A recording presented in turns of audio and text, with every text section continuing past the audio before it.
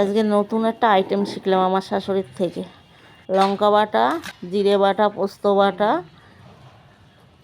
চার মগজ বাটা, নারকেলের দুধ সব ভালো করে মিশিয়ে নিল।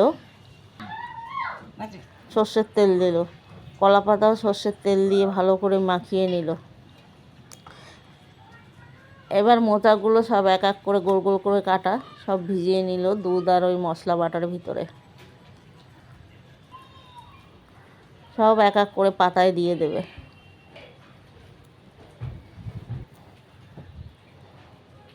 ছোট ছোট যে মোচাগুলো ছিল সেগুলো চারপাশে সুন্দর করে সাজিয়ে সাজিয়ে দিয়ে দিল।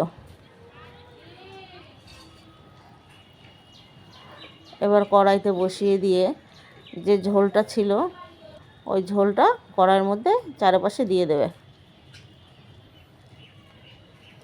দেখুন কত সুন্দর লাগছে কালার।